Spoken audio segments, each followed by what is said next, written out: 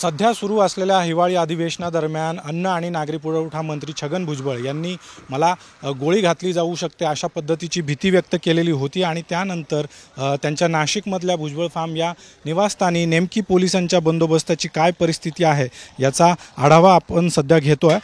खरं तर या ठिकाणी आता पोलिसांचा बंदोबस्त जो आहे तो तैनात करण्यात आलेला आपल्याला पाहायला मिळतोय। मात्र सकाळच्या वेळी या ठिकाणी पोलिसांचा कुठलाही बंदोबस्त नव्हता, त्यामुळे मोठ्या प्रमाणात आश्चर्य देखील व्यक्त केलं जात होतं आणि त्यानंतर मग ओरड सुरू झाल्यानंतरच काही वेळात वरिष्ठ पोलीस अधिकाऱ्यांसह पोलिसांचं पथक जे आहे ते या ठिकाणी भुजबळ फार्मवर दाखल झालं आणि त्यानंतर पुन्हा एकदा भुजबळ फार्मची सुरक्षा जी आहे ती पुन्हा एकदा वाढवण्यात आलेली आपल्याला या ठिकाणी पाहायला मिळते आणि भुजबळ फार्मवर येणाऱ्या प्रत्येकाची चौकशी आणि तपासणी जी आहे ती या ठिकाणी आता पोलिसांकडून पुन्हा एकदा सुरू करण्यात आलेली आहे। खरं तर मागच्या 1 ते 1.5 महिन्यांपासून ज्या भुजबळांनी ज्यावेळेस मराठा आरक्षणाच्या संदर्भात एक वेगळी भूमिका घेतलेली होती त्यानंतरच खरं तर त्यांच्या भुजबळ फार्म या निवासस्थानी पोलिसांची सुरक्षा वाढवण्यात आलेली होती। त्यानंतर मराठा आंदोलकांकडून भुजबळांचा विरोध देखील अनेक ठिकाणी करण्यात आलेला होता आणि या सगळ्या पार्श्वभूमीवर त्यांच्या जीविताला धोका होऊ नये किंवा कुठलाही अनुचित प्रकार घडू नये यासाठी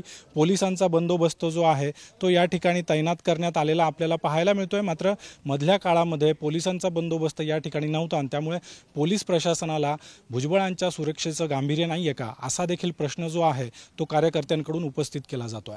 कॅमेरामॅन विकी कदमसह अभिजित सोनवणे, साम टीव्ही, नाशिक। देश विदेशातील प्रत्येक घडामोडींचे लाईव्ह अपडेट मिळवण्यासाठी आता साम टीव्हीच्या सर्व सोशल मीडिया प्लॅटफॉर्मला लाईक, फॉलो आणि सबस्क्राईब करा। तसंच सर्व नोटिफिकेशनसाठी बेल आयकॉन प्रेस करायला विसरू नका।